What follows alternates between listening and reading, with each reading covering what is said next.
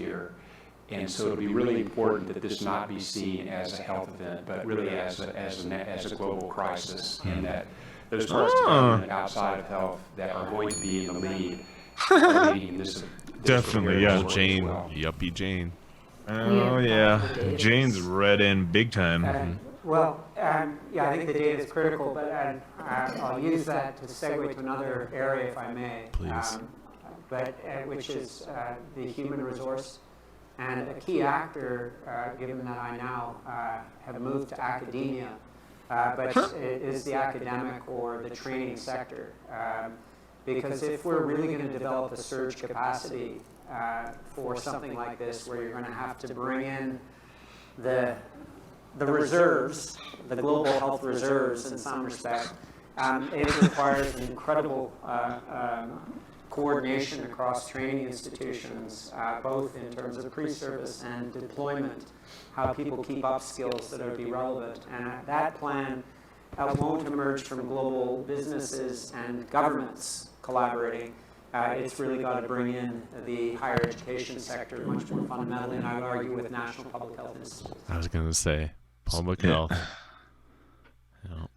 So, yeah, what he's saying about the reserves, that springs to mind just your local quoted health expert from public health agencies who are going to give the messaging to their communities and within academia too. And, as it was in schools, how colleges are operating and how the decisions are being made seems very in lockstep with these types of this type of thinking from these types of people. Yeah, because to get a public health, I think it's a master's degree, graduate program. Exactly. You can, or PhD. Yeah, you can be anything. Anybody can apply for that. You don't have to have a background in any sort of health expertise or anything like that. So it's all just policy pushing. And I don't want to call it. Well, I don't want to call it a bullshit degree, but you're basically. Well, yeah, I'm not going to call it that, but it's a narrative pushing degree because, if you some degree, you're very locked into the narrative of big pharma, essentially. Yeah, not only that though, but if you go and work for a company, after a public health degree, you're being hired to push their narrative, whatever that may be.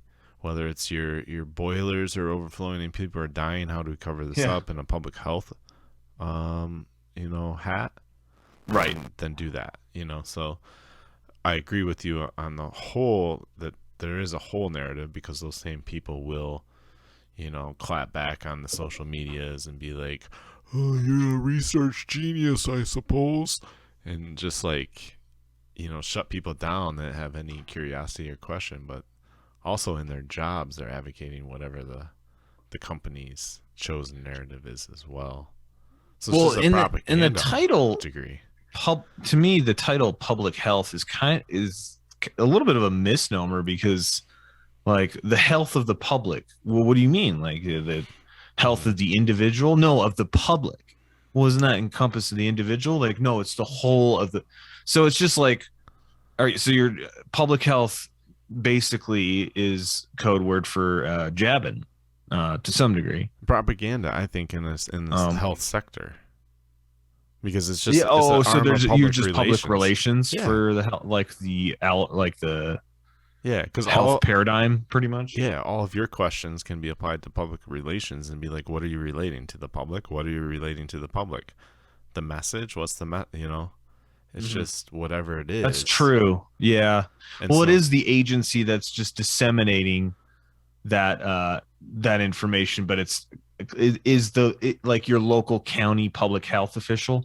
Are any of those people actually making the decisions for themselves, or are they just looking at what they're supposed to be doing from the higher level public health? Well, maybe you should do this. And then if there's no political pushback, and in fact, people may actually think it's politically advantageous to be extremely authoritarian using public health measures, which some states that's going going strong. Yeah, and You're then- more likely to, Yeah, the public health expert in that case, or let's just even in the pandemic, their role is to communicate to the public the measures extreme or lax in a justifiable way to the public. That's why all these governors you saw roll out. I've never seen public health experts roll out like they did, on the TV about any of these. everybody. Like Everyone had that's like what a he's saying. The write-in. public health reserves. Yeah, We need them. exactly.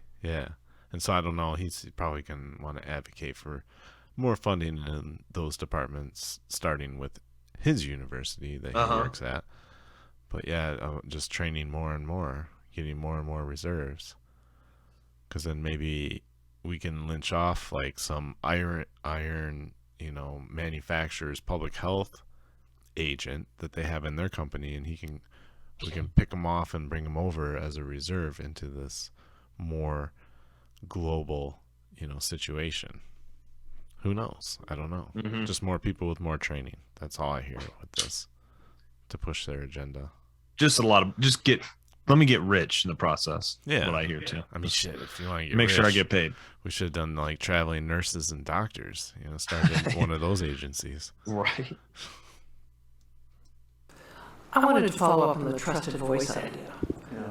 Here we go. I think Awesome. everyone around the table Reverend spoke barbershop? about how important it is to find those voices.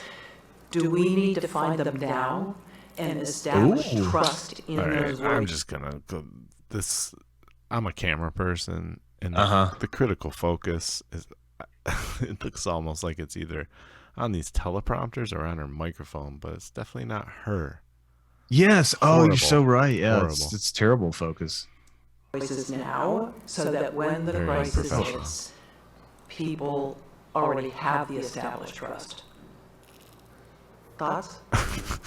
She really. That's a She meme really right is. there. That little clip, or just that head movement. Yeah. Oh my God. Thoughts? I would say, without question, and